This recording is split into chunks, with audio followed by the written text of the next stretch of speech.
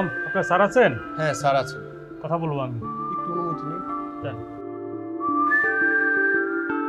Sir Baten সাহেব এসেছেন, আপনার সাথে দেখা করতে চাই, পাঠাবো? পাঠাই দাও।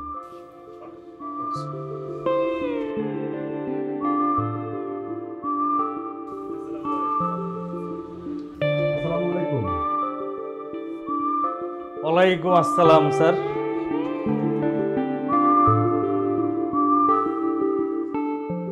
আসলে সবাই ঠিকই বলে, আমাদের এই উপজেলার হোসেন স্যারকে কেউ আগে সালাম দিতে পারে না। তার বাস্তব প্রমাণ আমি আজকে পেলাম। আপনার জন্য মিষ্টি এনেছি, রাজলক্ষ্মী মিষ্টান্ন ভাণ্ডার। কিসের মিষ্টি বাতেন সাহেব? কোনো সুখবর আছে নাকি? সুখবর তো আছেই, সুখবর না থাকলেও আপনি সুখবর বানিয়ে দেবেন। আপনার এক একটা কলমের খোঁচা এক একটা সুখবর। ও, তাহলে আপনি মিষ্টি আনার উদ্দেশ্য এই?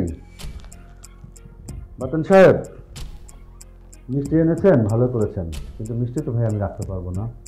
মিষ্টিগুলো আপনি নিয়ে যান, নিয়ে গিয়ে পরিবারকে খাওয়ান। পরিবার আপনার প্রতি অনেক সন্তুষ্ট হবে, খুশি হবে। আরে স্যার, মাইন্ড করলেন নাকি?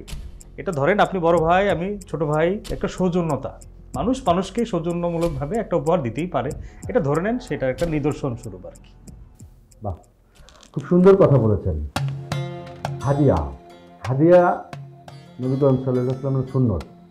হাদিয়া নেওয়া এবং দেয়া দুটোই পছন্দ করতেন, কিন্তু আপনি যে উদ্দেশ্যে নিয়ে আসছেন এটা তো হাদিয়া হয় না বাতিল সাহেব, এটা তো ঘুষ হয়ে যায়। আর ঘুষ অত্যন্ত একটা পাপ কাজ। আমার নবী করিম সাল্লাল্লাহু আলাইহি ওয়াসাল্লাম এটা পছন্দ করতেন না, সুতরাং এটা তো আমি রাখতে পারবো না ভাই। স্যার মনে হয় মাইন্ড করেছেন, মিষ্টি কম এনেছি। আগামীকাল আপনার বাসায় 1 মণ মিষ্টি চলে যাবে স্যার, ডোন্ট মাইন্ড।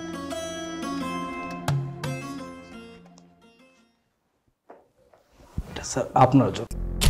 এটা কি?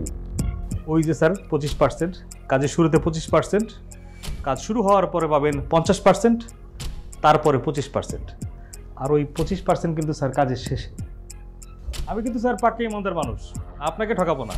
ওই 25% কাজের শেষে পেয়ে যাবেন। এখানে স্যার 1.5 লক্ষ আছে, ড্রয়ারে রেখে দেন। আপনি আপনার মতো করে চেষ্টা করে যান। আপনার যোগ্যতা যদি থাকে আর আপনার যদি ভাগ্যে থাকে তাহলে কাজটা আপনি অটোমেটিক পেয়ে যাবেন। আর ঘুষ নেয়া দেয়া এটা মহাপাপ, এটা কোরআনে আছে, আল্লাহ এটাকে হারাম করেছে। এটা আমি কখনো নিতে পারবো না বাতিল সাহেব। স্যার সেই সঠিক পথের কন্টাকে তো আমি চাই, সে রাস্তার কাজটা স্যার আমার চাই। এই আল্লাহ কোরআনের কথা বলেন, ভয় লাগে তো স্যার। কাজটা আমার দরকার স্যার। 25-50 বুঝি না স্যার, 75% সম্পূর্ণ আপনাকে দিয়ে দেবো, 100% স্যার। কাজটা আমার দরকার স্যার, প্লিজ স্যার, কাজটা আমার চাই স্যার। হ্যালো স্যার, আসেন ইঞ্জিনিয়ার সাহেব, আসেন। ইঞ্জিনিয়ার সাহেব, এই যে আজকে যে টেন্ডারটা আমরা করলাম, যে রাস্তার জন্য টেন্ডার ডকুমেন্ট দাখিল করেছে মিস্টার বাতেন সাহেব, সেই কাজটা পাওয়ার জন্য উনি আমাকে ঘুষ অফার করছেন। সাথে দেখেন মিষ্টি নিয়ে এসেছে। আস্তাগফিরুল্লাহ। বলুন। বাতেন সাহেব, আমাদের অফিস এবং এই অত্র এলাকা সকলেই জানেন স্যার অত্যন্ত সৎ মানুষ। আপনি কাজটা ঠিক করেননি। আমরা এবং আমাদের অফিস প্রত্যেকে আমরা ঘুষমুক্ত, দুর্নীতিমুক্ত। আমার মনে হয় আপনি আসতে পারেন। স্যার কাজটা আপনি ভালো করলেন না, বিষয়টা আমরা 1-to-1 শেষ করতে পারতাম। So sad. বাতেন সাহেব,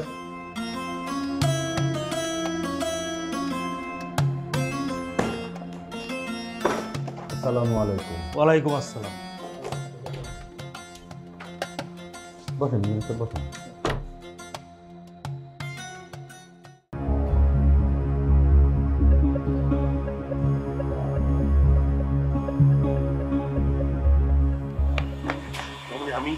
আমি একটু বিপদে পড়েছি, মানে আমাকে একটু হেল্প করো মা, একটু হেল্প করো। আমি এই জিনিসটা তোমার এই আমি তো ব্যাগে রেখে দিচ্ছি।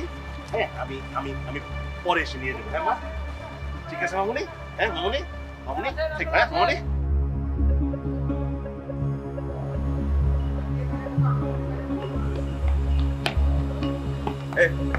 কালো পট কারো দেখছো? আমি কি বলবো, আমি তো বাসা, আমি স্কুল থেকে বাসায় যাচ্ছি। এই টিকিট তোমার জয় স্কুল থেকে বাসা চল সামনে যাই চল।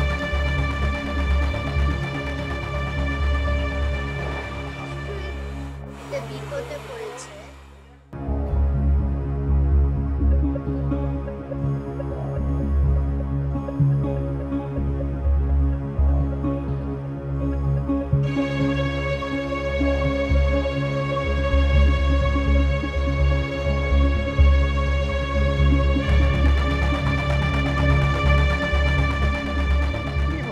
আরে স্কুলের পাশে ওই যে একটা পার্ক আছে না, সেখানে খুঁজো। সব বলে দিতে হবে নাকি কোথায় কোথায় আছে বাচ্চাটা?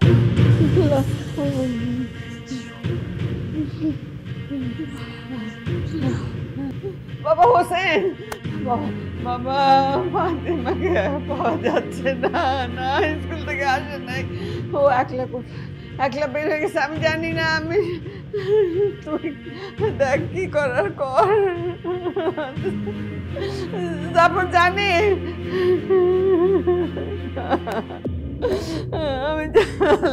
আমি কি করবো আল্লাহ। মা, ফাতেমাকে তো এখনো পেলাম না। কোথায় গেল আমার বাচ্চাটাকে? কি কেউ ধরে নিয়ে গেল নাকি? হ্যাঁ, তোমরা কি করো? ধরে নিয়ে যে কিডন্যাপ করে যদি, তাহলে কি করে পাবো আমরা ওকে? কারো কোনো দায়িত্ব নাই। এটা কোনো কথা? হ্যাঁ, ফাতেমার স্কুলে নাই, রাস্তার কোনো জায়গা নাই। ঘটনা কি? স্কুল কবে নেই? স্কুলও কিভাবে ছাড়লো? তুমি সময় মতো আনতে গেলে না কেন বাচ্চাটাকে? আমি তো রোজই যাই, একটা দিন আজ কাজ আমি লেট করছি, কিন্তু এটা হবে? এটা সম্ভব?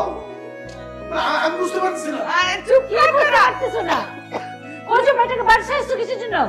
ঝগড়া লাগাইছে, এখন কি ঝগড়ার সময়? ওরে আল্লাহ, যা আমি ফোন দিছি পুলিশে, জানাইছে মনে হয় যা করার কর। খুঁজে আমি জানি না, আমার কলেজের টুকরাটা আমার কাছে এনে দে। আমি যাচ্ছি, তাড়াতাড়ি যাও। আমি যাচ্ছি। আল্লাহ আল্লাহ গো, কি হলো কি হলো? মা, আমার জন্য চিন্তা করিস না, যা তোরা। আল্লাহ আল্লাহ আল্লাহ আল্লাহ, তুমি মাফ করে দাও, আল্লাহ আল্লাহ, তুমি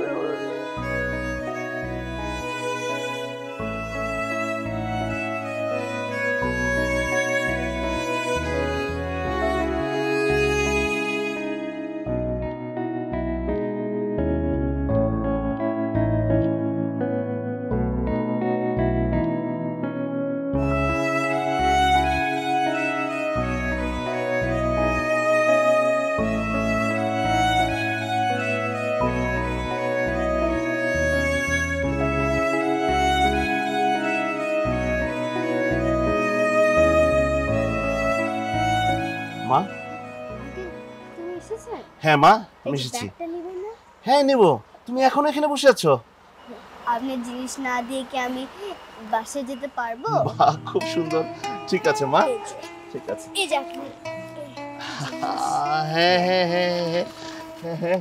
আচ্ছা মামুনি, তুমি কি জানো এখানে কি আছে? মা, তুমি এখানে আসো। আপনার কি হয়? আপনি কে? আমি যেহেতু আপনি মা বলেছেন, আমারও মা, আমার ভাতিজি মনে করেন। আচ্ছা, আসলে ও খুব ভালো মেয়ে। আমি একটা ব্যাংক থেকে টাকা তুলে যাচ্ছিলাম, কতগুলি ছিনতাইকারী আমাকে ফলো করছিল। মা তোমার কিছু হয়নি তো? আমি আসলে কি বলবো, আমি ওর ব্যাগে টাকাটা রেখে আমি চলে আসি, ঠিক হয় নাই। ও এখানে এই আমার টাকা ফেরত দেওয়ার 2 ঘন্টা এখানে বসেছিল। 2 ঘন্টা ভাই, আমি ভাই ভাবতে পারিনি ভাই। দেখ আপনার কোনো ক্ষতি হয়নি তো? না, আমি কোনো ক্ষতি হয় না, ও খুব ভালো একটা মেয়ে। জি ভাই। আমানতকারীর আমানত ফেরত দেওয়াটাই হলো ইসলামের মূল নৈতিকতা, আর সেই জিনিসটি আমার মেয়েটা করেছে। এতে ও কোনো ক্ষতিগ্রস্ত হয়নি, যে আল্লাহর কাছে এর জন্য শুকরিয়া, আলহামদুলিল্লাহ বলি এর জন্য। আলহামদুলিল্লাহ। তুমি ভয় পেয়েছো? আরে না, আচ্ছা আচ্ছা, চলো এখন বাসায় যাই। বাসায় সবাই তোমার জন্য খুব টেনশন করছে। ঠিক আছে ঠিক আছে চলো চলো, থ্যাংক ইউ ঠিক ভাইয়া। আছে, ওকে ওকে, যাও, ঠিক আছে।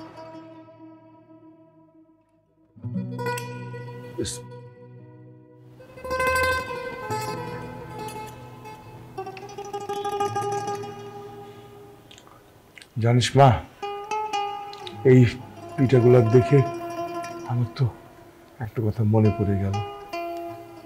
হোসেন যখন ছোট ছিল, তখন আমার বন্ধুর সাথে হোসেন এই বাড়িতে আসতো।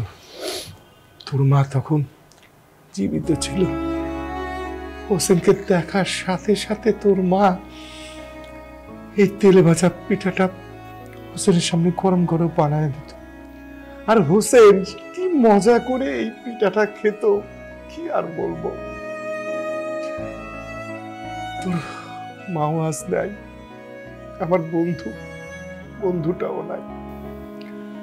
বন্ধুরা সব সময় আমাদের খোঁজ খবর নিত, কিন্তু আমার অসুস্থতার জন্য তো আমি কোনো খোঁজ খবর নিতে পারি না।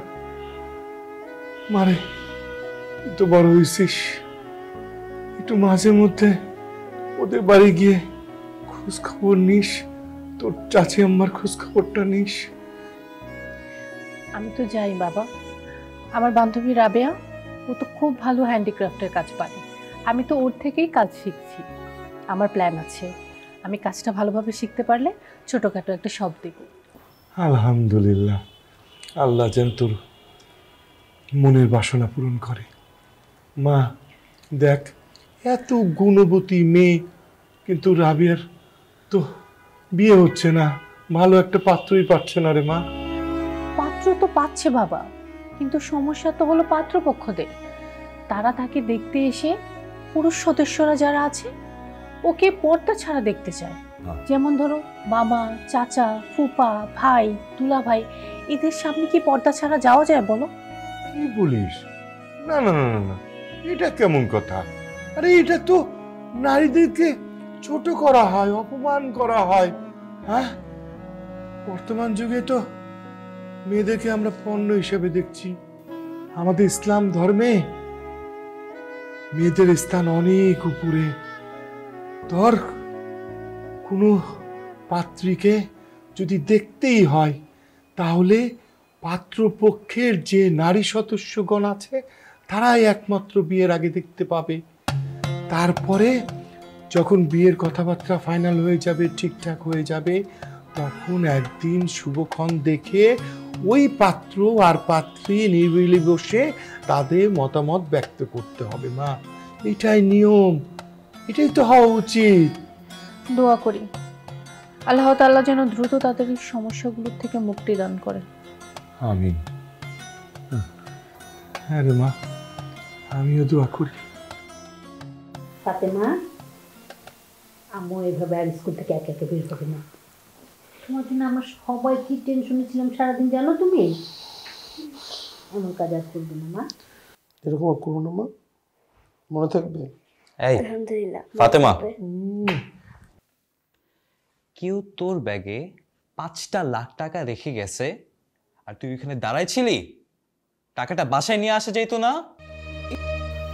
কিন্তু ভাইয়া, ওটা তো আমার টাকা ছিল না। এই যে আমার টাকা ছিল না মানে হয়ে যেত, বাসা আসলে তো সবার টাকাই হয়ে যেত, তাই না? তোর লাগতো না, আমার লাগতো। তোর বয়স কত লাগবে? 5 লাখ টাকা। ভাইয়া, তুমি দাদুর মুখে নবীজি সাল্লাল্লাহু আলাইহি সাল্লামের কথা শুনে নেই? সাল্লাল্লাহু আলাইহি ওয়াসাল্লাম। চাচ্চু আর দাদুর সব ধর্মের কথা ভূত চাপছে তোমার মাথায়। এগুলো সরাও, আর না হলে সারা জীবন বোকাই থাকবা, ঠিক আছে?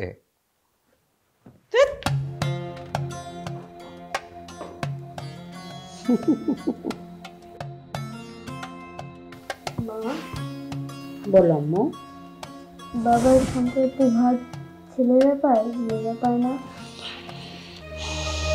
শোনো আম্মু, তুমি এখন অনেক ছোট, এইসব বিষয়ে তোমাকে জানতে হবে না। বড় হও, সব কিছু জানতে পারবে।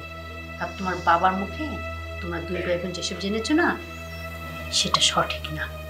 সেটা আমাদের আল্লাহ দেওয়ার সঠিক নিয়ম না। বড় হও, তখন তুমি সঠিক নিয়মটা জেনে নিও। আমি তোমার সব কিছু দিয়ে যাবো মা, তুমি কোনো টেনশন করবে না। বাবা তোমাকে ভালোবাসে না? কতটা ভালোবাসে দেখো তো। অনেক অনেক। তাহলে একটু চুমু দেবো বাবাকে। আমার লক্ষ্মী মা। আসসালামু আলাইকুম। আসেন, প্লিজ বসুন। ওয়ালাইকুম আসসালাম।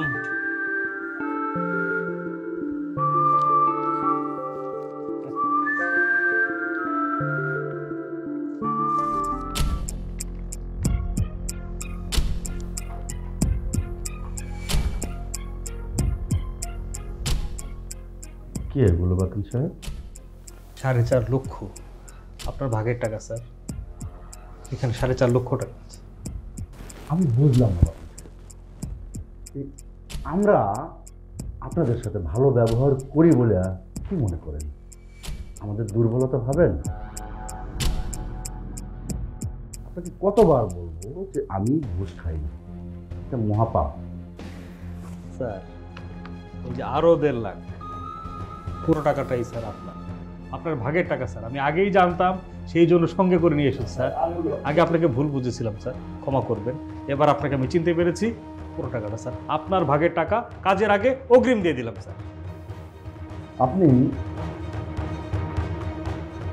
আপনি আগেও আমাকে চিনতে ভুল করছেন, এখনো ভুল করছেন।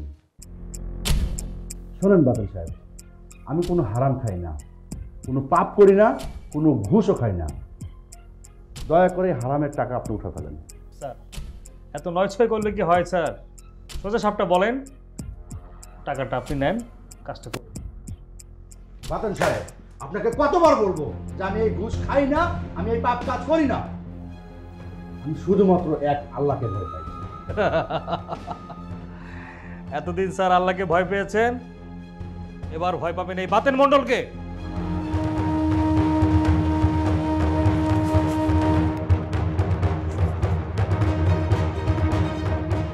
আসসালামু আলাইকুম।